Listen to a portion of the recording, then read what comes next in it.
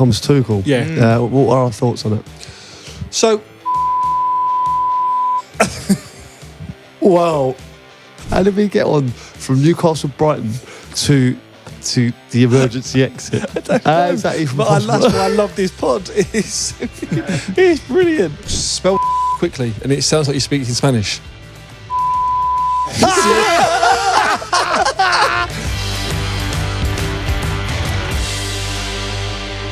Hello and welcome to that Peter Crouch podcast with me, Peter Crouch.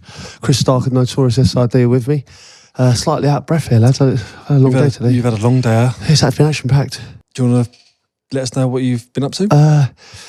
Yeah, I went down to Saracens, myself and Joe Cole. Just played rugby with Ben Kay. So this is a gig for TNT? Yeah, it was, yeah. And it's for the Autumn Internationals, like a bit of cross-promotion, really. And no, I haven't played rugby since probably once at school. And a few line-outs, penalty kicks. Were they taking the piss with the line-outs? Because I'm assuming they... Yeah, well, obviously between me and Joe, I felt like I had the edge there, to be honest.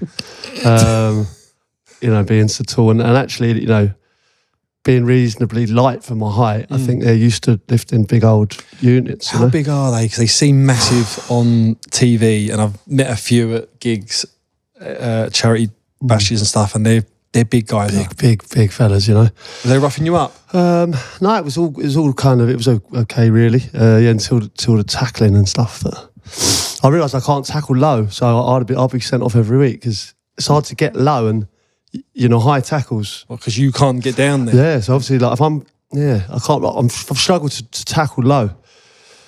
But I've really enjoyed it. I'll be honest, I've really enjoyed it. Yeah, where would be your position? I'm trying to figure it out in rugby. Where do you sort of see yourself? I think it would be like, just because of my height, it'd be like front row, but I'd get battered there. Absolutely battered.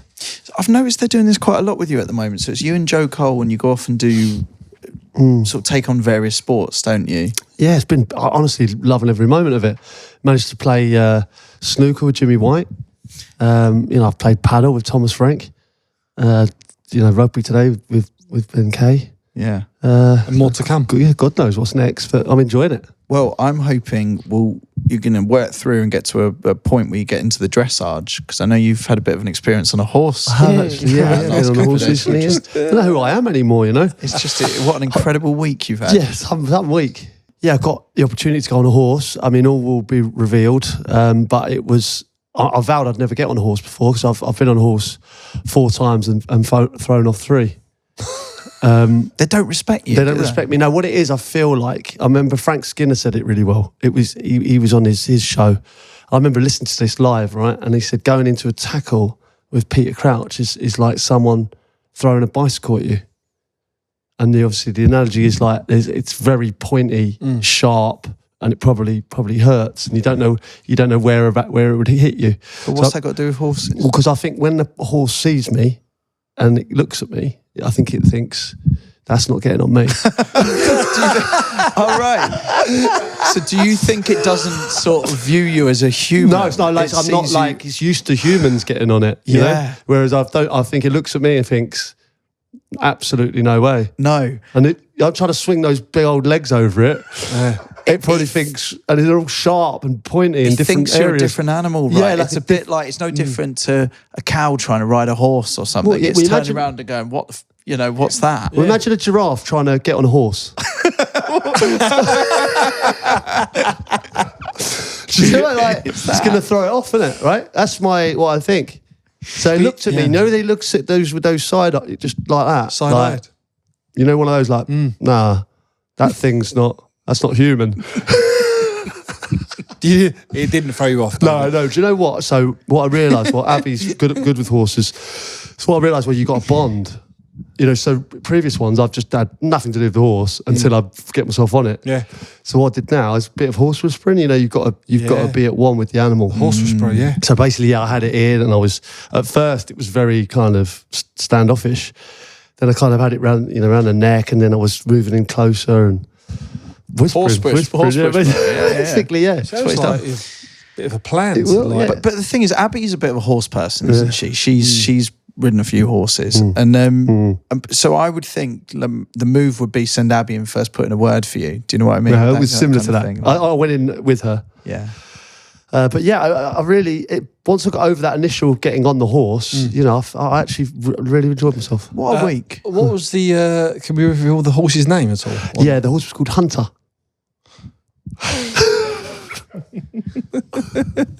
We're intrigued by this video. I can't wait to see it. I can't wait. Sounds interesting, Stay Pete. tuned. Good luck with everything. Sids, good week. Have you ever ridden a horse? We asked you that. I can imagine you riding it proper. Like, I could just see you having this confidence and this stability. I don't think I have. Have you not? Not properly. No, yours. I don't think I have. I've definitely been on one, I think, when I was younger. But PGL. But not a ride out. No. You, Chris? No. I don't think I have. There's not a memory that's come into mind right away, which suggests that I have. I got to be honest, I don't really have much reason to go on a horse in my life. No, I said the same thing. Well, not when you're going to New York and stuff for the weekend. That's true. I've been to New York the last couple of days. It was a lot of fun. Pizza. Talk to me. Right. New York pizza. Yes. I need to know this. Yes. Is it as good as what people rave and shout out about? So, pizza in New York, they go by the slice, right? So all these places, slice culture. And as I was going around New York, I just started making it my mission to try and find, I've got this obsession with trying to find the best slice of pizza in the world. Let's just throw it out there. So New York, I spent all my time going around these different pizza places, just getting a slice of pizza in each one.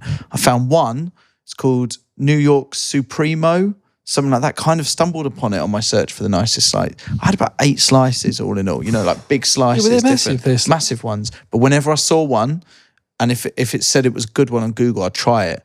Because wouldn't it be great to find the best of something? It's about going on a life mission, you know. Found this one slice of pizza, it was awesome. But again, I'd like to throw this out to everyone listening. If there is a particular place that does the best slice, I really want to know about it, because I'm willing to travel the world for this thing. Nice. In New York or anywhere? Anywhere, Sids. Okay. I think we make it a thing. By the way, in New York as well, there are so many people who listen to this podcast. Couldn't believe it. Love that. Because obviously I was just on the piss the whole time. So many people come say lovely things about the podcast. So if that's you and I did bump into you pissed or eating pizza, lovely to meet you. They're crying for us to do an episode there. It would be great. I think there's a little demand for it on sports bars as well in New York. They've got a good thing going there. Actually, there's a Carragher's place as well. Yeah, world famous over there. Yeah, got friends been there. Yeah, that was good. And I think it's just sport, being able to see American football, even though I don't really understand it, in the time that you're meant to be watching it throughout the day rather than late at night, was a great experience in its own right. Yeah, brilliant. But yeah, we should go on a world tour. Yeah, we should. I'm all for it. We'll sort that out. Leave it with us. It's a world tour. Leave it with us. Yeah. Brilliant. Do you think that's how Oasis just finally got it across the line? No, we should do it. We should. We say that we do something. We'll probably do it. But imagine if it was, because we've said about Dublin as well. It was like, you know, England, Dublin, New York, Vanuatu. Yeah, that's a lovely. Probably we'll it's stop the off natural Middle East progression for a bit of money. Yeah. So natural it's progression. Dublin, England, where we saying Saudi, New York, and Vanuatu. I just think that's a lovely finish off there. Can we just on world tours as well? Can we stop this nonsense that everyone does, where it's like they announce a tour, then they pretend by popular demand we're adding another one? I'm really bored of this. I'd rather know the dates to choose from at the start. No one's adding anything because of popular demand. And Crouchy, you must know this. Yeah. They don't, do they? No. Because they must have put a booking on. They don't just suddenly go, oh, we've actually sold all right, like we'll add another one. Can't work like that, surely. No, I agree. There's a bit of skullduggery there. Let's just announce, if you're going to announce a world tour, just all right. throw all the dates well, out. let me mark on my words now, right? When we announce the world tour, there'll be no extra dates. That's it. All right, more important matters. Chris, I don't know what to say here. I've managed to get myself in the league with Sid here. I had a massive 3-pointer in the Greece Island game. It's taken me to 4 points for the week. Yeah. Obviously, I got the Greece Island score, which was 2-0. Obviously, the Wales one, none of us got right. Obviously, it was a draw, and we all thought Wales would win that one. Yeah, they've actually done really well, Wales, under Craig Bellamy. Very good. He's undefeated in 4 games, is it? The first 4. I don't think anyone's ever done that. No.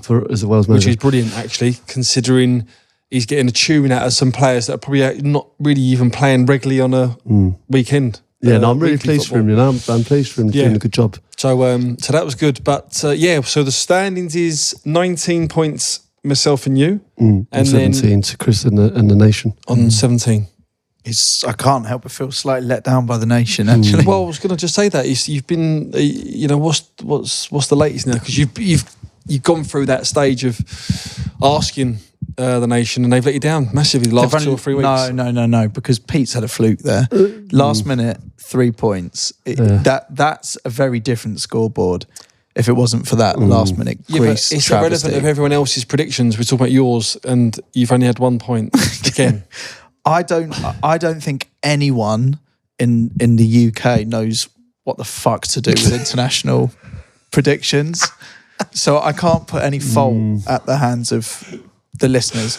And anyway, we're going to do some more predictions today, and we're back on it. Premier League, back to what we know.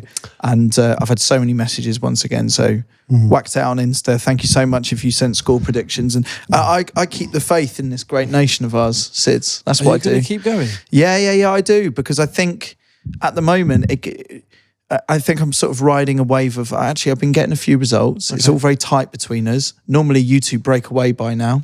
Well, what if there is a breakaway and we do get a bit of a healthy lead? I think I'll be back stronger this weekend. I think I'll be absolutely fine. Yeah, One message I have been getting a few of that the nation wants me to speak to you about, Sids, is you're being labelled as I don't know where this is going to go. Negative towards Arsenal in your predictions. Oh, really? Very negative leaning in your predictions towards Arsenal. I don't know. Have you noticed that? I feel like he's trying to get in your head here. Stick to what's got you to the top of the league. Yeah, I'm just trying to think. We haven't had Arsenal a lot, though, have we? And I think if we have, they've been against Chelsea or Man City. Why is Stephen Sidwell so negative towards Arsenal? Why don't then people message me direct if they got any bollocks?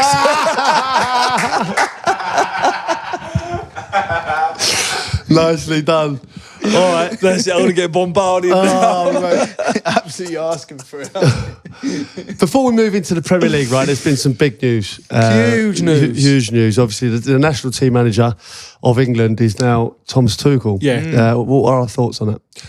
So, I just want to go back onto the England game against Greece. Obviously, everyone was crying out, wasn't they, about getting all these players playing together, getting them in the same team. He's done that. There was some good stuff. There was some stuff that didn't work. But I feel as though there's been a bit of a sort of a knee-jerk reaction to this. It's a quick announcement, isn't it? Quick announcement, but hasn't this agreement been in place for a while? I mean, they must have been speaking for a while. They would have touted him, and then I thought he was being linked with Man United. I mean, I'm sure more will come out on this. Yeah. He was linked with Man United, and then, or some sort of agreement had been done there, and then... What was your initial thought then when it was? I'd just come in from a golf day when it had been announced, and the reaction in the room was a little bit mixed, if I'm honest, from the golfers. Yeah, I mean, I've seen a lot of negativity around it. You know, so I read one newspaper when it came out, and it was very kind of anti it. Really, how can we not find an Englishman to manage the national team, which of course I kind of stand behind as well. I think it would be ideal to have an Englishman, but is there an Englishman with better credentials than Thomas Tuchel? I don't think so. He's won trophies. I'm pleased with it. I think, would we have been saying it needed to be an Englishman if Guardiola had got the job, for instance, right? Yeah. Can we not make them English? Is this the other way around? Like, can we not say if you become England manager, you have to become English? Can we ask that? Or well, yeah, you can. Is that one solution here? They've they've done that in a roundabout way, haven't they? Asking about the national anthem. They've already gone with, are you going to sing the national anthem? Already. Is that what we're asking? That was one of the first questions in his press conference. And it was a little bit like, come on. Well, that's because Lee Carsley didn't sing it, did he? And it was like, he played for Ireland and didn't sing the national anthem. There was a bit of an uproar about it. Listen, there's no one prouder to be English than me, right? I'm very proud to be English, and I'd love to have an English manager. But at the moment, there's managers in jobs who are English, and there's also, I think that there was. Let's not forget what Gareth Southgate did. I think he's changed the dynamic of the change room. I think he's done a very good job, and I think someone just needs to come in now and deliver trophies. The only problem is, delivering a trophy. It's the World Cup. Right, and I think now, because we got to the final of the Euros, just missed out. This is what we've if said. you don't win the World Cup, which we've not done since '66, is seen as a failure. I think even if we got to the final and lost it, it'd be yeah. But I don't know, how they spin that. I don't know what they do there, because you can't even hide behind the idea that this is a project, because that's already happened. If you can get to the final, success is all down to whether you win that final. Surely, Unless he can come out and kind of show some sort of plan, that is going to take time. But you get a foreign manager like that. I don't think it's not really a long-term plan. No. I wouldn't say. What's he been given an 18-month contract? Months, yeah. So let's take us to the World Cup and we'll see what happens after that. Yeah. This is an instant win. And I think Gareth has built a culture there, I think, and we've got fantastic players, and I think it's a great job for someone to come in and deliver it, really. But it's not as easy as it says, is it? It's a tough thing to win. Yeah, it goes to show, does it, that they must have made contact with Guardiola's representatives or Klopp's, all the top managers, to see if they'd been interested come the end of the season. Not necessarily now, because obviously Pep's out of contract, isn't he? I think in the season. Obviously, Klopp's taken on that role, hasn't he? So he must have sounded out. So obviously now it's about Carsley kind of, I don't know, some of his press conferences, it was a little bit sort of contradicting, wasn't it? He kind of spoke and he sort of talked himself out of the job a little bit, didn't he? Saying he wasn't sure be a on top it. manager. Yeah. So was all them little ingredients a case of, right, Tuchel maybe was always in the background, but then they've just gone, let's fast forward and just get him now? Don't know. I think digging deeper, right, there was a tweet here, right, from Dean Mears, and it got me thinking, right, it's like, it's not hiring foreign managers that's blocking a pathway for English coaches, right? The English FA costs to this is interesting. To have your UEFA Pro license. Yeah, it's £10,000. Yeah. Just under £10,000. The German FA UEFA A license is €530. In the UK, only 10% of non-ex-pros pass the A license, and only 203 Brits hold the Pro license. Yeah, you've got 203 people to kind of pick from for the top job. Yeah, like do you think that is an issue, because we've seen that players with not the greatest CV, become managers who haven't got the greatest CV as players. So but we're talking about the England manager job, aren't we? So I mean, it was always, there were English candidates available for it. It's not a lack of availability from English managers. Are you saying there might be a case that there would be a bigger pool to choose from? No, what I'm saying is, like, you don't have to be a top player to be the best manager. No, and it's proven. Yeah. It's something that just interested me, and it thought was worth talking about. I don't necessarily agree with it. It's been a grumble, isn't it, for a long time about this pro license in England and the cost of it, because a lot of people can't afford to do it, that really want to progress and get on this pro license. And that was why St George's Park was built. It was about getting a base to get so many good English coaches that are going to be developed, that do that from the under-15s all the way through. It's all a philosophy. We all play the same.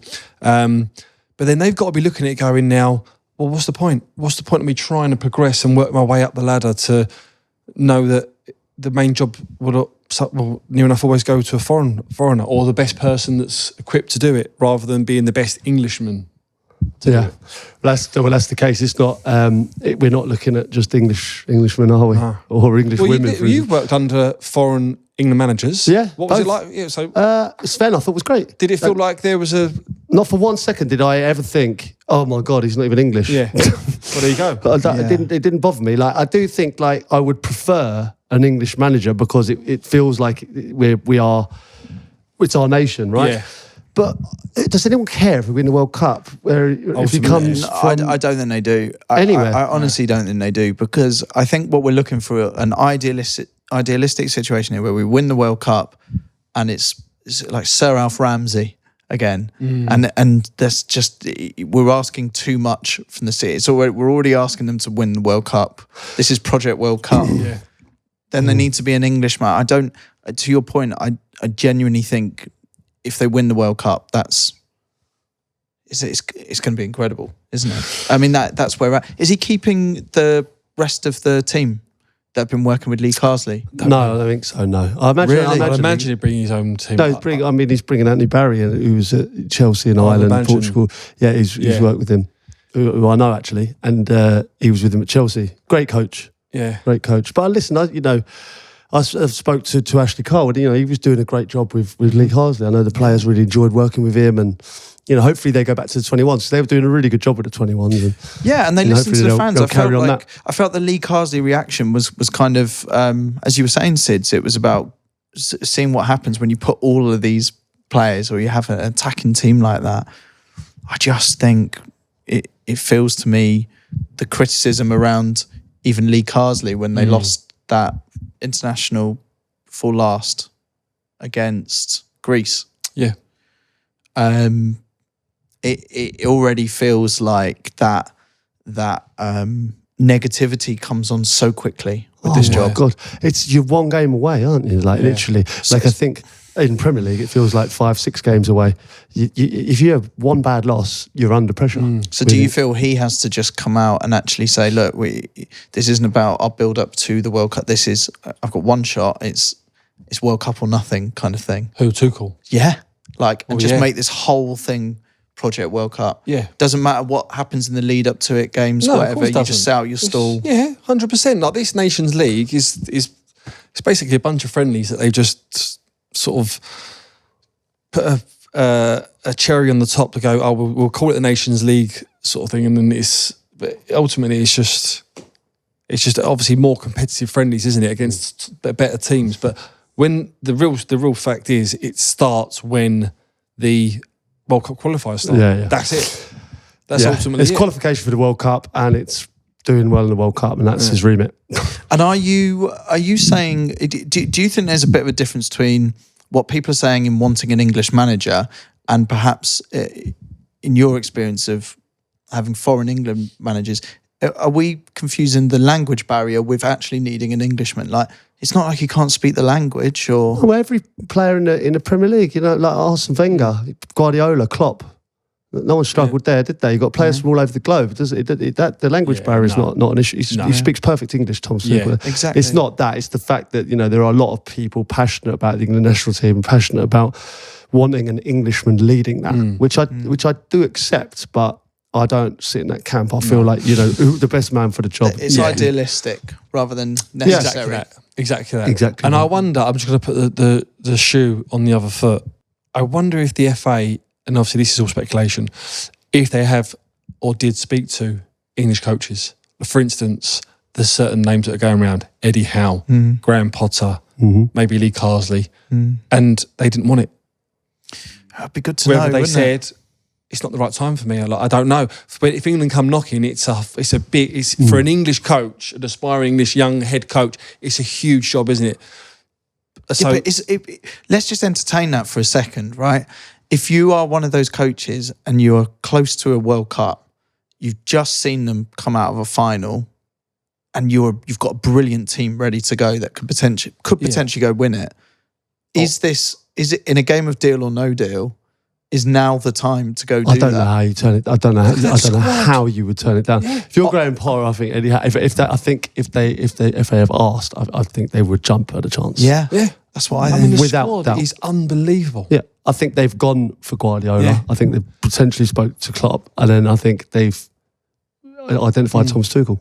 So that is my biggest question. That'd be the one that you'd really want to know is, one, did they speak to an English manager or an English head coach that they kind of sounded out or interviewed and they didn't want it? Or did they just go, we're just going to go for the best person that fits the bill? That's what the second option I would have said, yeah. Which is mad, isn't it, to think that they've not even really spoke to... They might have. And do you think that's the case between you both? Yeah, I think they've gone for who they think's going to win a World Cup. And I think ultimately it would have been Guardiola. Klopp was taken. And I think Thomas Tuchel is, in the FA's mind, the best person for the job. Yeah. Back to the Premier League. That went on longer than expected. But it's a big debate. You can talk about it all day. Well, it's England, isn't it? It's huge. Yeah, listen, there's people up and down the country talking about it. And we're no different.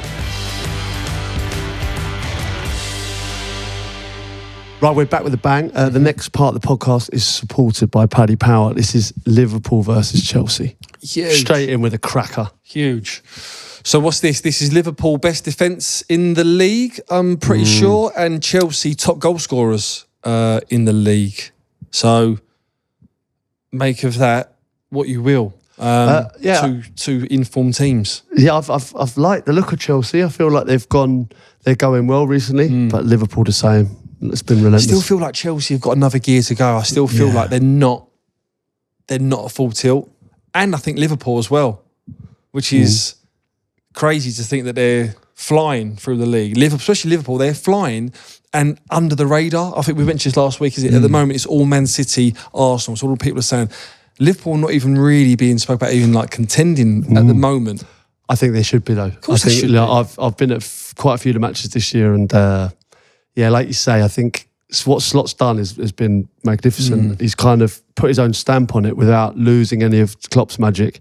They've got a great squad. They've got players full of confidence.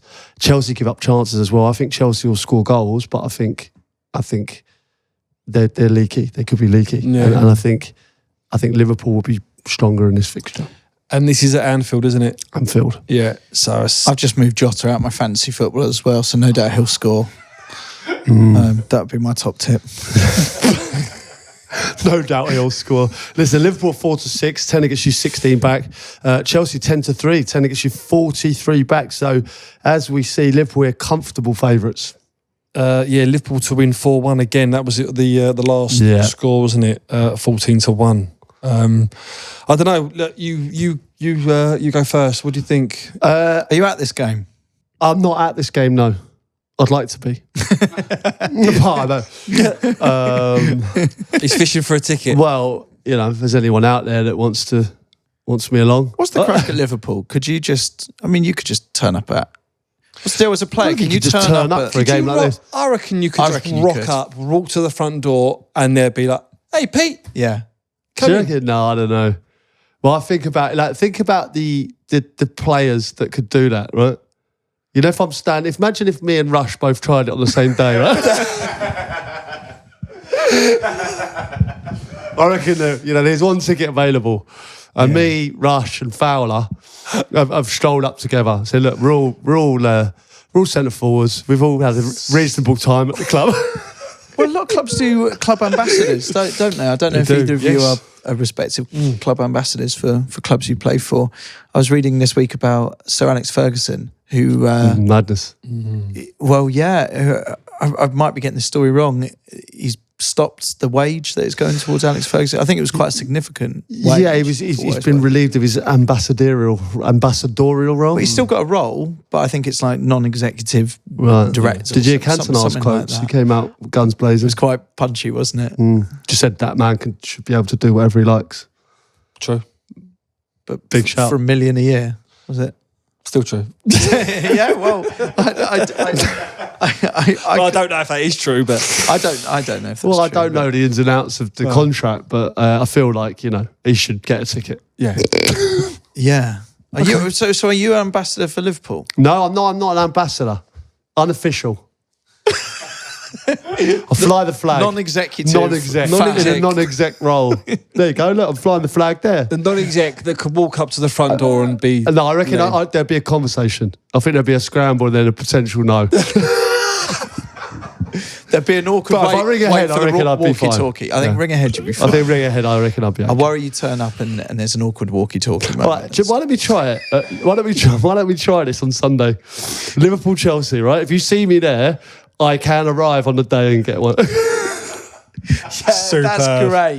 Because the camera always pans to you at these games, right? That's class. Yeah, I've gone 3-1, Sid. Whoa. Comfortable. I think not comfortable. I think there'll be a lot of to and fro, and I think there'll be chances either end. But I think Liverpool will win 3-1. 3-1. What's the nation saying? The nation is saying, a lot of DMs on this one. 3 good games we got today, actually. Liverpool 2, Chelsea 1. 2-1. 2-1. Really? Okay. I'm going to go for a draw. And I'm going to go for a 1-1 draw. The last 4 out of 5 Prem games have been draws. Hence my sit on the fence. Okay, fair enough. So 1-1 for me. Very good. 1-1. Draw. 1-1 draw. Oh, blind. Right. Okay. And don't forget, we got Paddy's Boost. We each pick a leg of a Crouch Pod bet builder. The odds on that bet builder will then be boosted by 20% and put on the specials section of the website and app. I'm going to go player to be carded, Wesley Fofana. This is as long as he's fit, changes day by day. I think he's had a great season, but I'm going to go for him to be carded. Player to score or assist. Only, I'm just thinking in terms of my fantasy football, really. I'm going to go Salah. Be one person. I knew you'd say that. Yeah, okay. So player to commit 1 or more fouls, I'll go with Enzo. So, yeah, I think we could have a chance there. Lovely. Odds are correct at the time of recording. Please gamble responsibly. We're moving straight on to Newcastle versus Brighton. Another strong game, this. Yeah, Newcastle unbeaten in their last 10 Premier League games at home. Yeah. And Brighton aren't very good away. No. They haven't got a good record away from home. 1 win in their last 9 games away from home. Yeah. So what this would suggest is a home banker.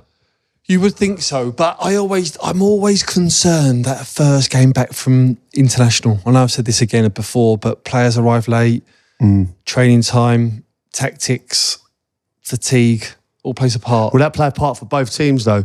So, I'm thinking of Brighton's forward line, and then again, they've got some South Americans, haven't they? Newcastle, especially. So like long flights and etc.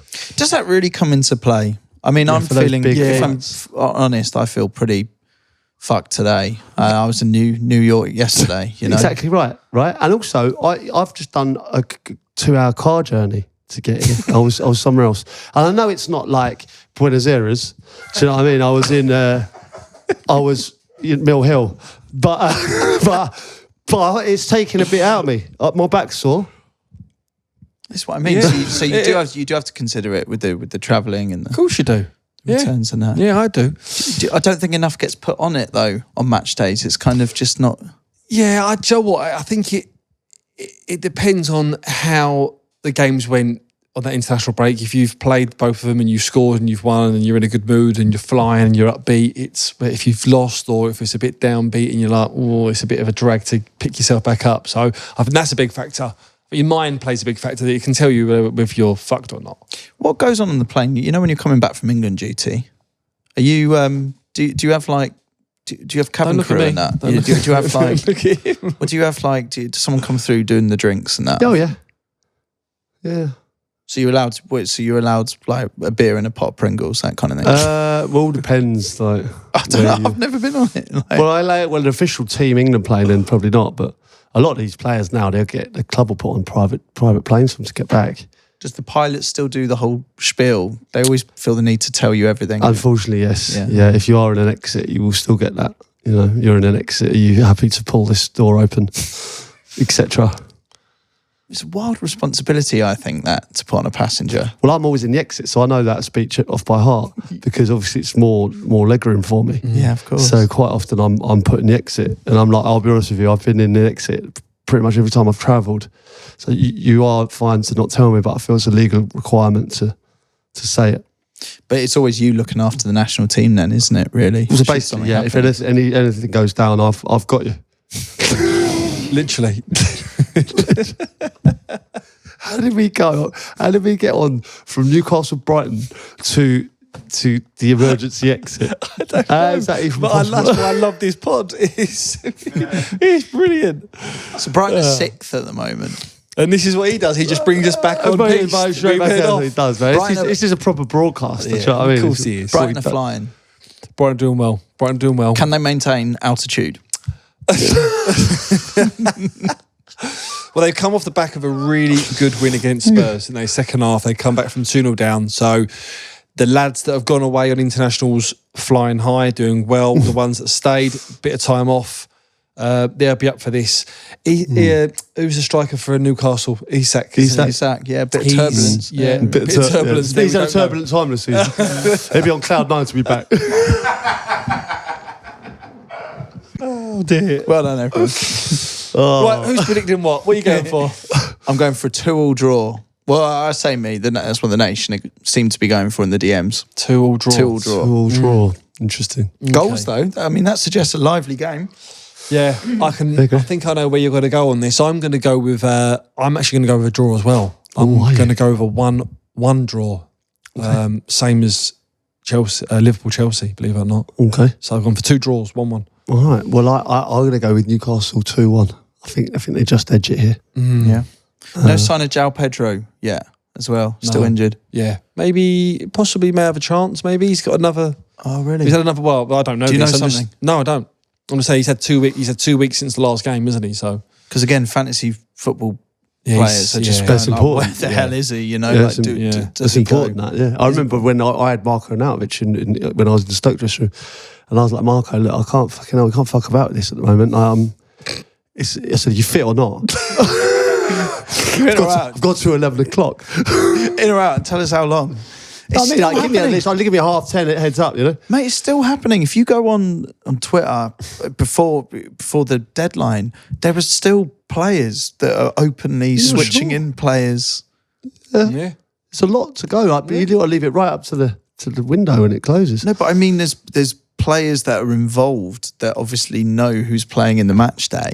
Yeah, that's it. Yeah, switch them in and out. Yeah, like I say, I would know who'd be playing on a. For certain clubs and things, and I'd definitely take players out. That Danny Welbeck's doing well. Quick word on him. Brilliant, eh? Yeah. Stallion, flying, donkey. He's arguably in the greatest one of the Premier League's best donkeys. He's reliable, so reliable, scoring goals. Yeah. Yeah, he's doing really well. I'm pleased for him. Shout, yeah. Shout all right, lads. Well, he's got another cracker here. You know, traditionally, I played in this game. A little bit tasty. Quite enjoy it. Tottenham versus West Ham. Yeah. I've enjoyed Tottenham this year. Obviously, the Brighton game. Did you do the Brighton game? Yeah, Tottenham-Brighton? I did cover it, yeah. I mean, I just didn't see that coming. First half, they were fantastic. And I think there would have been quite a negative camp. Yeah. The ones who stayed behind. Yeah. Because you're losing in that manner. He wasn't happy. And Postecoglou. He's going to be looking for a reaction, a response. And I think this is a tough one here because you think West Ham, they're not firing on all cylinders. You know, they are not an autopilot. Yeah. Brennan Johnson's looking good though. Got a lot of goals recently. He's on fire. Keeps scoring. Yeah. Done really well. And against Solanke as well. So I'm pleased for both of those. Yeah. But West Ham, it feels like it's a game that West Ham can raise the bar.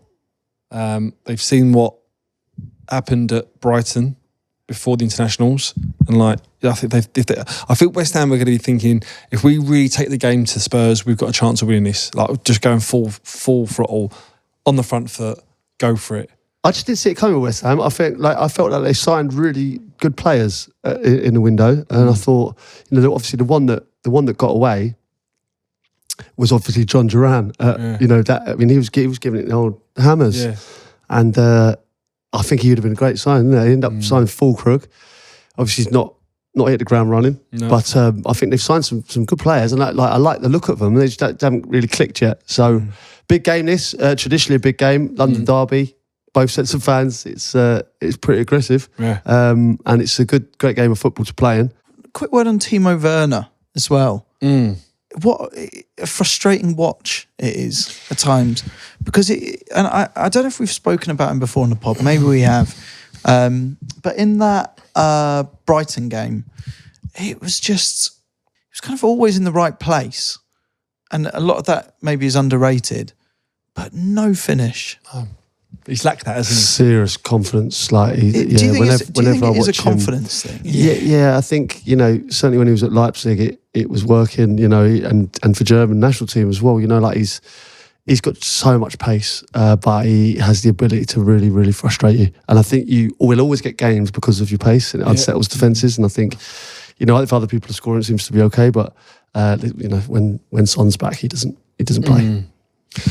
You can even go back to Chelsea when he was there. He was frustrating. It was a similar situation, though, wasn't it? But the mad thing was, he used to get himself in so many good positions and goals that he should score from 2 or 3 yards, and he would just hit the post or hit the keeper. And you think, if you keep doing that, if you get in positions, it's going to drop. It's just going to happen. But it doesn't. But it feels like it's gone on for too long now. That's what I mean. So and I think it's a confidence issue. That's what worries me. That I don't think he's.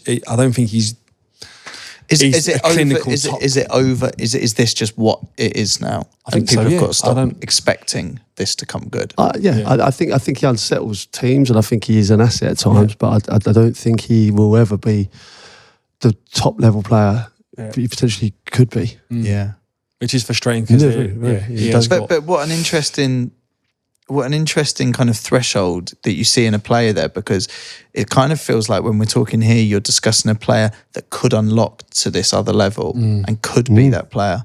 But then on the other side, at what point do you call it? At what point as a manager do you call it and go, this is what it is? So then do we have to judge that player not on what they could potentially do, but what they're actually doing? But on the other side of that is like Brennan Johnson was having a real difficult time, he's getting a little bit of heat, and he's really come good this year. But I do think that was in him. I'm not sure it is with Werner. I feel like he's kind of he's frustrating, and he needs to show it now. And I don't know if Son's back fit now or what, but I don't think he's got long left to make sure. I think he's a squad player. It feels like this was the time, especially with Son not being there to really of course it is. Show it. And as we always say on this podcast, Timo, if you do want to come on, we've got an amazing track record of Chumbawam-baring people. And if you do just want that extra bit, as a lot of people have experienced from either being on this podcast, Lando Norris, etc., come get involved, because, why not? Yeah. If you're rolling the dice, why not? We're speaking about it. I think he's going to probably score a brace or hat-trick now in this game. All right, so listen, as a podcast, I think we get behind him, right? Even if you pick West Ham to win the game, we say Timo Werner scores, okay? Timo Werner scores, we all go out. Yeah. Limbs. We'll go out, Saturday night? We're all out Saturday night at the Nation. Treat it like a coronation night, or royal wedding. Werner scores, we toast it, and we have a drink, and we enjoy it. And actually, you're not celebrating even the football team. Doesn't matter if they get hammered 5-1. If Timo scores, we go out and celebrate. You're just celebrating the art of Chumbawam-baring. Yeah, that's all you're doing. If you're a fan of the podcast and Werner scores, just raise a glass and say Chumbawam-bar. Yeah. Bearing in mind there, we didn't say anything about the scores. I'm going to go for a Tottenham 2-1 win. Okay. I'm going to follow my suit and go 1-1 draw. I've gone for 3 1-1 draws. Timo to score. Wow. But Timo to score. Yeah, you're not answering the critics about your negative attitude here. 1-1 draws all round, are you? Yeah. Yeah, it feels like they've got Saints brewing here. Like they've got something here. I just feel like I'm in with a shout straight away. I'm going to go Tottenham 2, West Ham 2. Another 2-2 draw. 2-2 draw. Okay. No, I didn't go 2-2 on the last one, did I? No, I went 2-1. Okay. Yeah, 2-2. Werner with 2 there? Or Scored 2 would be magical. All right. I've got Werner 2-1. Okay, well, that's the game's done. Any other bits of admin? I've got a bit, actually. So, do you remember a couple of weeks back, I said to you that we'd been contacted by a listener of this podcast who was telling us about an old Wurzel song that was made about you, Crouchy. Remember that, yeah. And you can't really get hold of it very easily. I think it might have come out in a physical form and it's not available to download, stuff like that. The song was called Peter Crouch in Lederhosen, which maybe takes on a new significance this week, given the England manager news. So great news, everyone. The manager of the Wurzels has been in touch and has obviously heard about our quest to hear this song.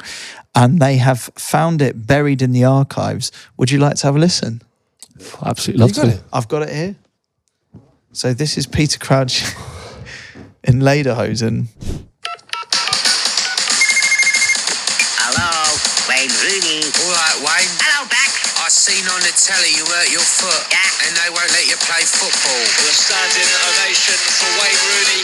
It's not looking good. He's stretching off hands over his face, and it could be quite a while before Wayne Rooney is able to play again. Guten Morgen, Mr. Chairman. Is there a pub nearby? If coming from Bristol, Bristol, can I have a pork pie, pork pie? Kevin Keegan, Bobby Chollen, and Gaz's magic feet. Jefferson, Wembley hat-trick hero. Maradona is a cheat. Wanna eat pasties in Germany? Gonna drink cider with Wayne Rooney. Cause his net powerful woman is Peter Crouch in lederhosen. Gonna eat pasties in Germany. Gonna drink cider with Wayne Rooney. Cause his net powerful woman is Peter Crouch in lederhosen. Well, one of the Portuguese fans behind that goal, where Beckham's making this. Hold tight. Oh, he's put it miles over the bar. Thierry Henry lives in Highcliffe. Next door to Zinedine Zidane. Ronaldinho lives in Net Frogwell. Down the road from mine and Stevie G and Fat Frankie. Bendy making free kicks. Rooney Sinjabo, we got that Joko. Ericsson should go for 4-5-1 with Michael Carrick in the holding. Wanna eat pasties in Germany. Wanna drink cider. This is nuts. Wayne Rooney. Cause his net powerful woman is Peter Crouch in lederhosen. Wanna eat pasties in Germany. Wanna drink cider with Wayne Rooney. Cause his net powerful woman is Peter Crouch in lederhosen. It's good. It's very catchy, good. huh? Well, it's just not what I expected, but Bring back memories. yeah, it takes you to a point in time, I know what you doesn't mean. it? Yeah, it did. When you mentioned all the names and stuff, Michael Carrick in the holding role. Yeah. Yeah. It's That's something quite that good, probably didn't happen enough. Maybe they're onto something. Yeah, Stids, I've got something to broach. It was the Champions League. We wondered last week if you were the greatest Champions League player of all time. You had a 100% record in the Champions I was League. hoping to dine out on this. It doesn't sound like I am. Sadly, it's not the case. We should say as well, your 100% record stands because you played once. Yeah, and no, won stands. once. Yeah. And that is, you've still got like an impeccable record, but Yeah. there is other players. So do we know how many players have got a 100% Champions League record? Obviously, I don't, but Dave from TNT, who's a legend, obviously does know. He's been in touch and he's compiled a list of the players with a 100% record in the Champions League. Unfortunately, there's around 400 players with the same record. We're gonna have a quick, Just the 400. just 400. Yeah, annoying. so we can have a quick scan through them. Actually, Calvin Phillips, top of the list there. Has he really? He's played 7 and won 7, top of the list. So Calvin Phillips is the best player in the Champions League of all time. 100 Wow. my That's because I gosh, just look at assumed this that. was 400 who'd played once. anyone with a 100% record. So obviously there's quite a few with one. But the top of the list is actually the four-time. Ollie Watkins has played in it twice and won 2. New to Champions League this year. Jay Spearing, 2 out of 2. Yeah, Concert. Oh, yeah, look at this. Yeah, okay. I wonder if there's any names in there that like you just... Jamie Redknapp, Redknapp. 100% Champions League. Yeah. This is a special group, this. Well, it is. It's the 100%. We should try and get club. together all these players and have a... Should have a WhatsApp group. Champions League, best of all time. The Champions League 100 group. 100% club. 100 brackets percent club. Champions League 100% club. Well, okay. So me and the other 400 players, Get together, have a night out. we'll try and... I'll send some messages out, see if we can See if you. have a shindig. Yeah. Celebrate that. Yeah, that's also it's still an amazing thing to. I know you have been dining out on it. 100% the Champions League is an amazing. Yeah, I think... can it be Huge. beaten? I don't think it can be. Can it? 100% the Champions League. It's almost a riddle, isn't it? Can you do it with tournaments? I guess you can. That in is theory. That is a great way. Who's got 100% record in the Champions League without winning the Champions League? Yeah. Who's won? How do you win every game you play in a World Cup, but without winning the World Cup? Yeah. What short video here, lads. Are you entertained, Sids? This is from Andrew. Short, simple, it's effective, but is it entertaining? Brett. Well, Can I just say that I am entertained straight away? This is a lad in what looks like the kit room. Is he a kit? At a certain ground? He has flicked a bottle of water like you do when it lands on the table, but he's caught it on his foot. Yeah. He looks shocked there to me. He looks shocked that he's actually done that. But he knows it's a moment, doesn't he? Am I entertained there?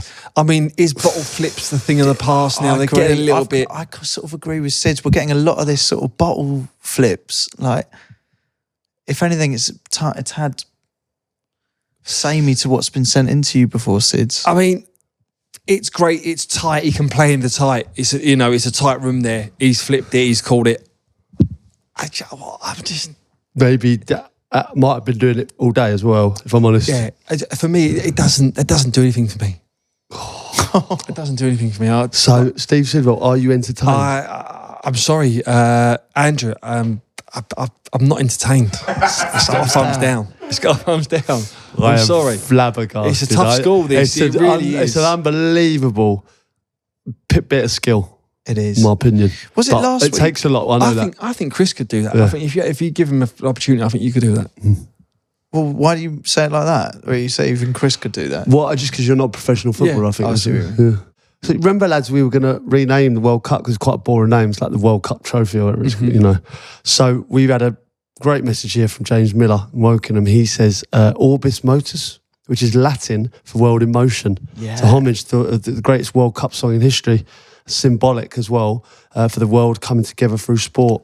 Orbis Motus. That's brilliant. I think it's great. I think it's got a great little ring to it, and I'm absolutely biased and go, that's top of the pile for me straight away. 100%. Bear with me, right? That's gone in straight at number one, Orbis Motus. But El Orb Dorado, meaning the golden orb in Spanish.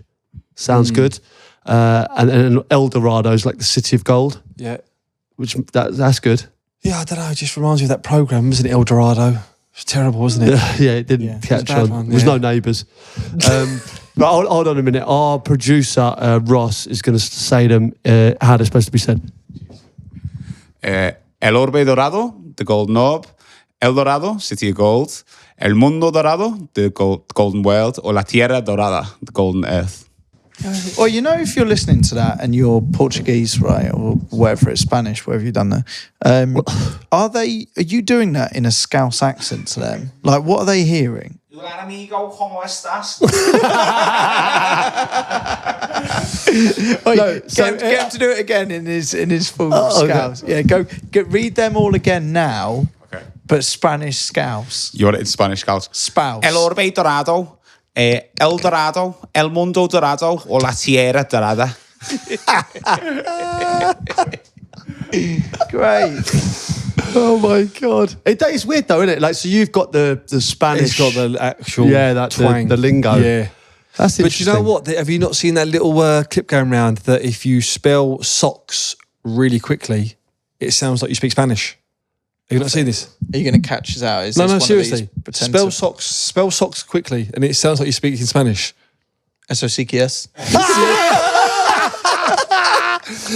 Eso sí que es. Eso sí que es.